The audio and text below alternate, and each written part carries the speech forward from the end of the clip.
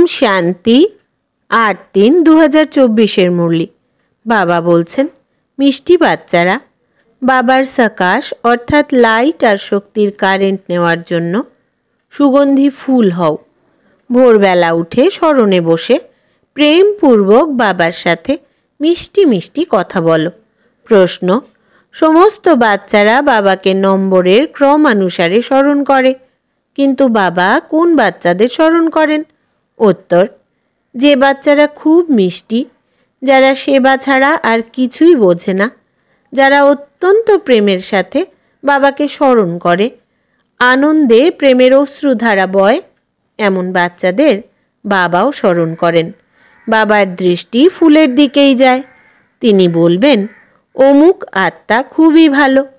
এই আত্মা যেখানেই সেবা দেখে সেখানেই ছোটে, অনেকেরই কল্যাণ করে, তাই বাবা তাদের স্মরণ করেন। ওম শান্তি। বাবা বসে সমস্ত আত্মাদের বোঝান, শরীরও স্মরণে আসে, আত্মাও স্মরণে আসে। শরীর ছাড়া আত্মাকে স্মরণ করা যায় না।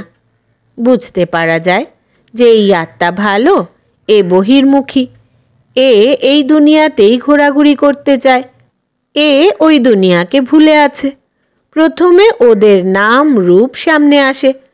অমুকের আত্মাকে স্মরণ করা হয় যে অমুক আত্মা ভালো সার্ভিস করে, এর বুদ্ধিযোগ বাবার সাথে, এর মধ্যে এই গুণ আছে। প্রথমে শরীরকে স্মরণ করলে তারপরে আত্মা স্মৃতিতে আসে। প্রথমে তো শরীরই স্মরণে আসবে, কারণ শরীর হলো বড় জিনিস। তারপর আত্মা, যা সূক্ষ্ম অনেক ছোট, তা স্মরণে আসবে। এই বড় শরীরের কোনো মহিমা করা হয় না, মহিমা আত্মারই করা হয়। বলা হয়, এনার আত্মা খুব ভালো সার্ভিস করে, অমুকের আত্মা এর থেকে ভালো। প্রথমে তো শরীর স্মরণে আসে। বাবাকে তো অনেক আত্মাকে স্মরণ করতে হয়, তার শরীরের নাম স্মরণে আসে না, একমাত্র রূপ সামনে আসে। অমুকের আত্মা বললে অবশ্যই শরীরের কথা স্মরণে আসে। তোমরা যেমন বুঝতে পারো, এই দাদার শরীরে শিব বাবা আসেন। তোমরা জানো যে এনার শরীরে বাবা আছেন। শরীর তো অবশ্যই স্মরণে আসবে। জিজ্ঞাসা করে যে আমরা কিভাবে স্মরণ করব? শিব বাবাকে ব্রহ্মার তনে স্মরণ করব নাকি পরমধামে স্মরণ করব? অনেকেরই এই প্রশ্ন আসে। বাবা বলেন, স্মরণ তো আত্মাকেই করতে হবে, কিন্তু শরীরও অবশ্যই স্মরণে আসে। প্রথমে শরীর, তারপর আত্মা। বাবা এনার শরীরে বসে আছেন, তাহলে অবশ্যই এই শরীরও স্মরণে আসবে। অমুক শরীরের আত্মার এই গুণ আছে। বাবাও দেখতে থাকেন, কে আমাকে স্মরণ করে, কার মধ্যে অনেক গুণ আছে, কোন কোন ফুলে সুগন্ধ আছে। ফুলকে সবাই ভালোবাসে। ফুলের তোড়া তৈরি করা হয়, এর মধ্যে রাজা, রানী, প্রজা, ভিন্ন ভিন্ন ফুল, পাতা ইত্যাদি সব বানানো হয়। বাবার নজর তো ফুলের দিকেই যাবে। তিনি বলবেন, অমুকের আত্মা খুবই ভালো, অনেক বড় সার্ভিস করে। আত্ম অভিমানী থেকে বাবাকে স্মরণ করতে থাকে। যেখানে সেবা দেখবে সেখানেই ছুটবে। এরপরও যখন ভোরে উঠে স্মরণে বসবে, তখন কাকে স্মরণ করবে? শিব বাবা কি পরমধামে স্মরণে আসবে নাকি মধুবনে স্মরণে আসবে? বাবা তো স্মরণে আসবে, তাই না? এনার মধ্যে শিব বাবা আছেন, কেননা বাবা তো এখন নিচে এসে গেছেন। তিনি মুরলি শোনাতে নিচে এসেছেন। তার তো এখন নিজের ঘরে কোনো কাজ নেই। সেখানে গিয়ে তিনি কি করবেন? তিনি এই শরীরেই প্রবেশ করেন, তাই প্রথমে অবশ্যই শরীর স্মরণে আসবে, তারপর আত্মা। অমুকের শরীরে যে আত্মা আছে তা অনন্য এবং সুন্দর। সে সেবা ছাড়া আর কিছুই বোঝে না। সে খুবই মিষ্টি। বাবা বসেও থাকেন, আবার সবাইকে দেখতেও থাকেন। অমুক বাচ্চা খুবই সুন্দর, খুবই স্মরণ করে। বন্ধনে আবদ্ধ বাচ্চাদের বিকারের জন্য কত মার খেতে হয়। তারা কত ভালোবেসে বাবাকে স্মরণ করে। যখন অনেক স্মরণ করে, তখন খুশিতে চোখে প্রেমের অশ্রুও এসে যায়। কখনো কখনো সেই চোখের জল বেয়ে পড়ে। বাবার আর কি কাজ আছে? তিনি সবাইকে স্মরণ করেন। তার অনেক বাচ্চাদের কথা স্মরণে আসে।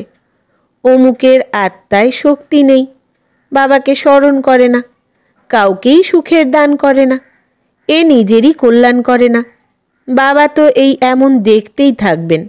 এই স্মরণ করা অর্থাৎ সাকাশ দেওয়া। আত্মার কানেকশন তো পরমাত্মার সঙ্গেই থাকে, তাই না? এমন একদিন আসবে যখন বাচ্চারা অনেক সময় ধরে যোগে স্থিত থাকবে। এরাও কাউকে স্মরণ করলে তৎক্ষণাৎ সাক্ষাৎকার হবে।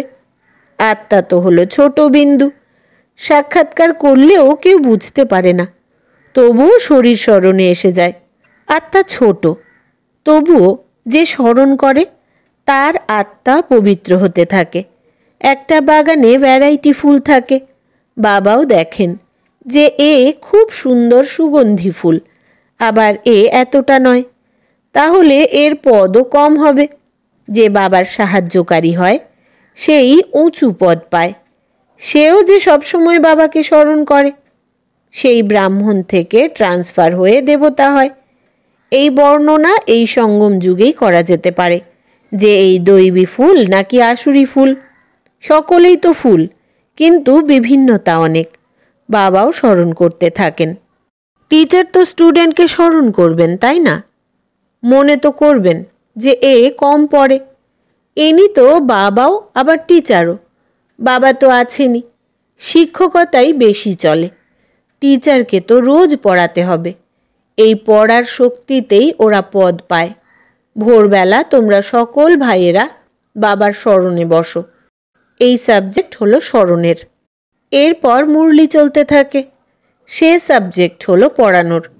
মুখ্য হলো যোগ আর পড়া। একে জ্ঞান আর বিজ্ঞানও বলা হয়। এ হলো জ্ঞান বিজ্ঞান ভবন, যেখানে বাবা এসে শেখান। এই জ্ঞানে সম্পূর্ণ সৃষ্টির নলেজ পাওয়া যায়। বিজ্ঞানের অর্থ তোমরা যোগে থাকো যাতে তোমরা পবিত্র হয়ে যাও। তোমরা এই অর্থ জানো। বাবা বাচ্চাদের দেখতে থাকেন। দেহি অভিমানী হতে পারলেই এই ভূত দূর হবে। এমনও নয় যে সকলের ভূত চট করে দূর হয়ে যাবে। তোমাদের হিসেব নিকেশ শোধ হলে চলন অনুসারে পদ পাবে। ক্লাস পরিবর্তন হয়ে যায়।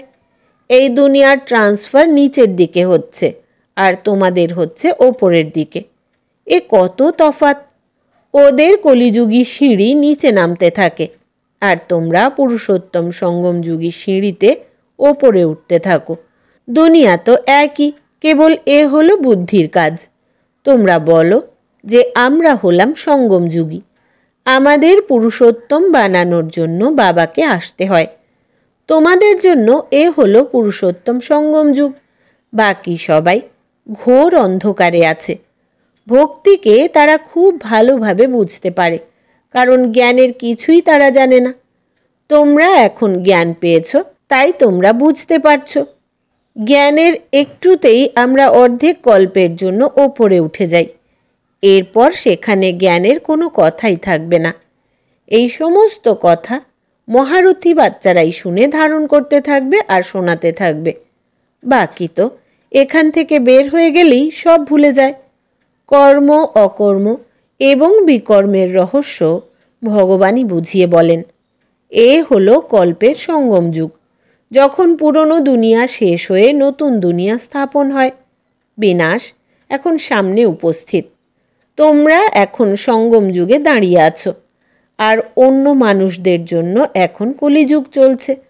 মানুষ কত ঘোর অন্ধকারে আছে। মানুষ নামতেই থাকে। কেউ তো এই নামানোর নিমিত্ত হবে, সে হলো রাবণ। এই সভায় বাস্তবে কোনো পতিতই বসতে পারে না। পতিত মানুষ বায়ুমণ্ডলকে খারাপ করে দেবে।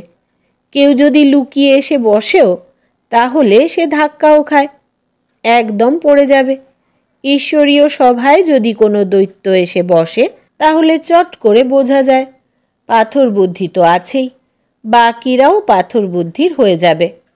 শত গুণ দণ্ড ভোগ করতে হবে, নিজের ক্ষতি করে ফেলবে। ওরা বলে যে আমরা দেখব। এরা কি জানতে পারবে? আমাদের কি প্রয়োজন? যেমন করবে তেমন পাবে, আমাদের জানার দরকার নেই। বাবার সাথে সর্বদা স্বচ্ছ থাকা উচিত। কথায় আছে, সত্য যেখানে আত্মা নাচবে সেখানে, সচ তো বিঠো নাচ। সত্য থাকলে নিজের রাজধানীতেও ডান্স করবে। বাবাই হলেন সত্য, তাই বাচ্চাদেরও সত্য থাকা উচিত। বাবা জিজ্ঞাসা করেন, শিব বাবা কোথায়? বলেন, এনার মধ্যে আছেন। দূর দেশে থাকেন যিনি, তিনি পরমধাম ছেড়ে এই পরদেশে এসেছেন। তাঁর তো এখন অনেক সেবা করতে হবে। বাবা বলেন, আমাকে রাত দিন এখানে সার্ভিস করতে হয়। সন্দেশীদের, ভক্তদের সাক্ষাৎকার করাতে হয়। এখানেই তো তিনি আছেন। ওখানে তো কোনো সেবাই নেই। এই সেবা ছাড়া বাবা সুখী হন না। এই সম্পূর্ণ দুনিয়ার সার্ভিস করতে হবে। সবাই ডাকতে থাকে যে বাবা এসো। তিনি বলেন, আমি এই রথের মধ্যে আসি। ওরা ঘোড়ার গাড়ি বানিয়ে দিয়েছে। এখন এই ঘোড়ার গাড়িতে কৃষ্ণ কিভাবে বসবেন? এমনও নয় যে ঘোড়ার গাড়িতে বসার কোনো শখ হয়। দেহ অভিমানী আর দেহী অভিমানী হওয়ার কথা এই সঙ্গম যুগেই হয়। আর একমাত্র বাবা ছাড়া এই কথা আর কেউই বুঝিয়ে বলতে পারে না। তোমরাও এখনই জেনেছ, আগে তোমরাও জানতে না। কোনো গুরু কি এমন শিখিয়েছেন? তোমরা গুরু তো অনেক করেছ, কেউই তোমাদের এমন কথা শেখাননি। অনেক মানুষই গুরু করে। তোমরা মনে করো কারোর থেকে যদি শান্তির পথ পাওয়া যায়। বাবা বলেন যে শান্তির সাগর হলেন একমাত্র বাবা, তিনিই সাথে করে নিয়ে যান।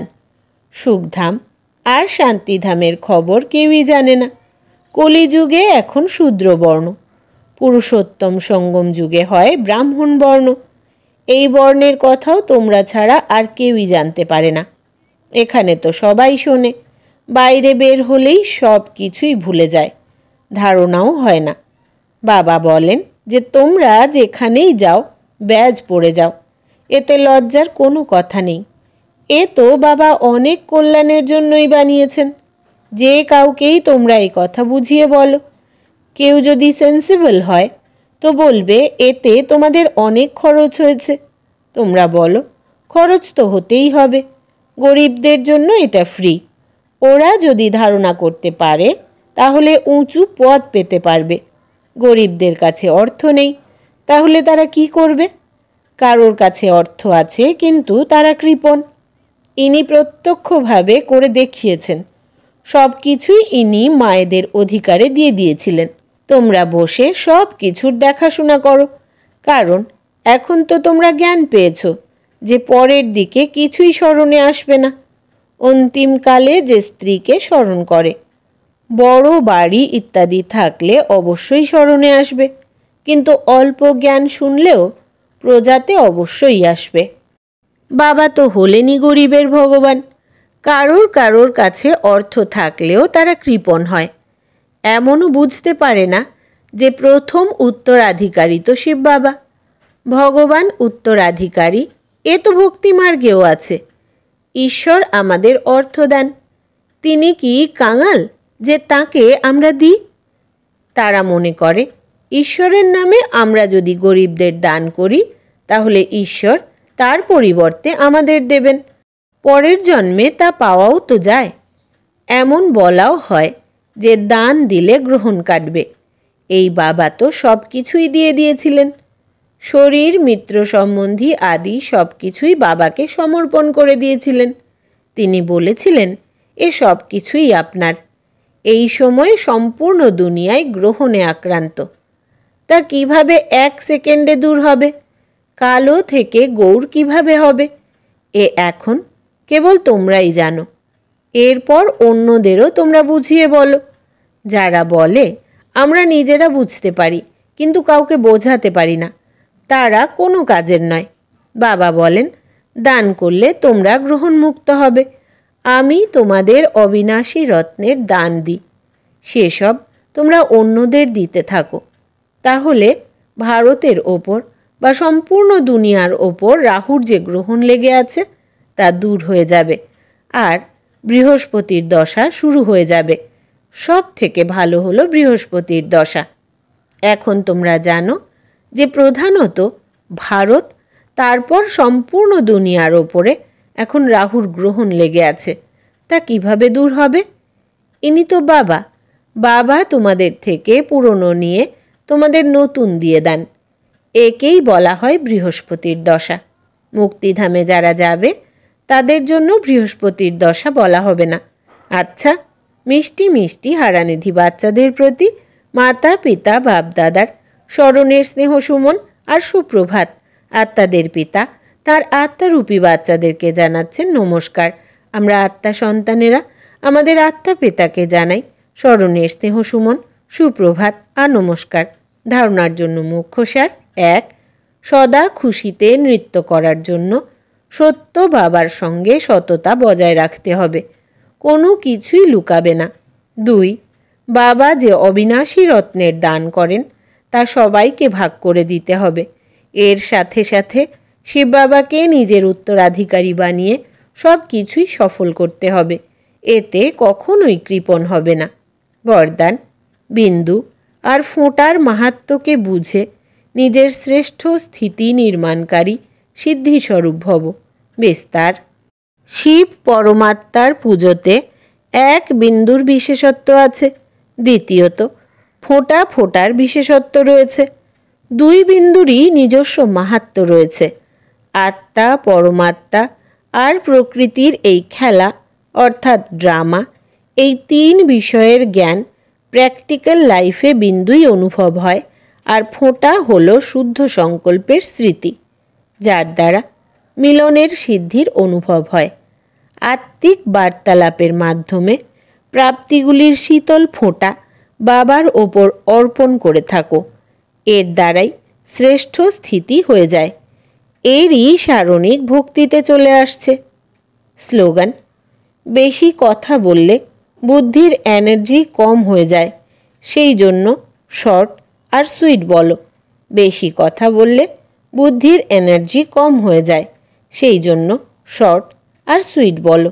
আচ্ছা, আজকের সমান হচ্ছে: আমি শ্রেষ্ঠ স্থিতি সম্পন্ন সিদ্ধিস্বরূপ আত্মা। ওম শান্তি।